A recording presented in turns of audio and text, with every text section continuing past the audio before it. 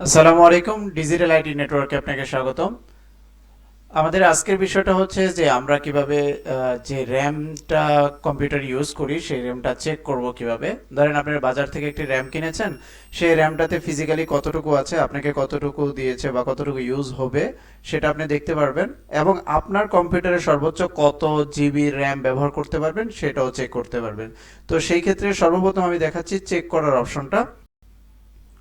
যখন আপনি একটা ওয়েব ব্রাউজার বা একটা ওয়েবসাইটে যাবেন, সেখান থেকে আপনি একটা অ্যাপস আছে এক্সপার্ট র্যাম র্যাম এক্সপার্ট, যেটা আমি আগেই ডাউনলোড করে রেখেছি। তো আপনি যদি আপনি ওয়েবসাইটে যান দেখতে পারেন, এক্সপার্ট লিখলেই র্যাম এক্সপার্ট লিখলেই চলে আসবে ওই যে র্যাম এক্সপার্ট।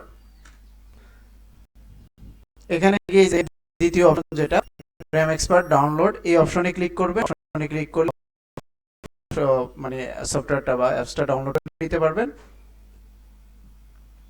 তো এই অ্যাপসটা ডাউনলোড হয়ে গেলে ডাউনলোড হয়ে যাবে খুবই কম সময়ের ভিতরে, 3 এমবির মতো, মাত্র 3 এমবি। এটা যখন ডাউনলোড হয়ে যাবে, ডাউনলোডের পরে আপনি ইনস্টল দিবেন। ইনস্টলের পরে তারপরে আপনার এই অ্যাপসটা রান হয়ে যাবে। রান হওয়ার পরে অলরেডি আমার রান করা আছে, তো আমি আপনাকে রান করা থেকে দেখাচ্ছি।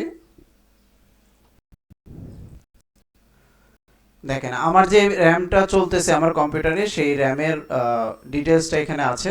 যেমন নাম্বার অফ স্লট হচ্ছে 2, মানে আমার র্যামের যে কটা স্লট আছে সেই কটা স্লট এখানে।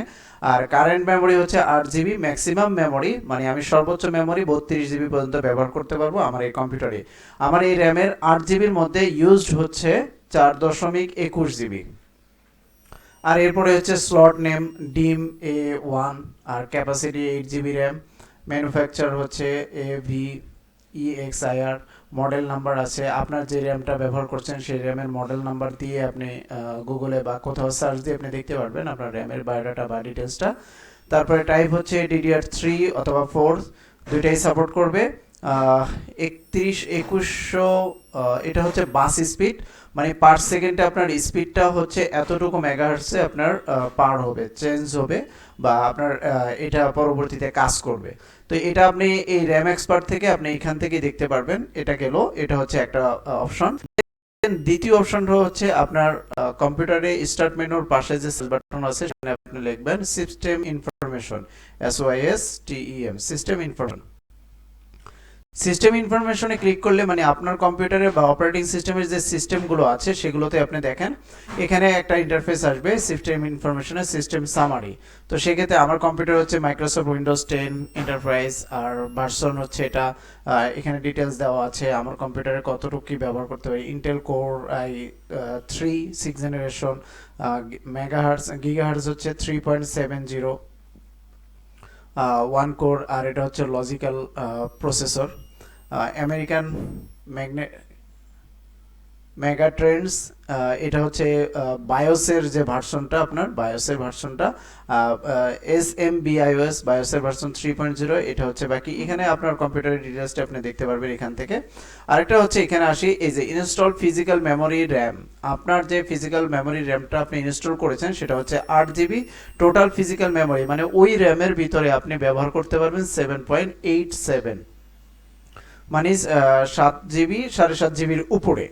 আর অ্যাভেলেবল ফিজিক্যাল মেমোরি হচ্ছে 3.70, মানে বর্তমানে এখন অ্যাভেলেবল আছে। মানে ওই যে আমি একটু আগে দেখিয়েছিলাম আপনাকে যে আমার যেটা 29 4.29 ব্যবহার হচ্ছে।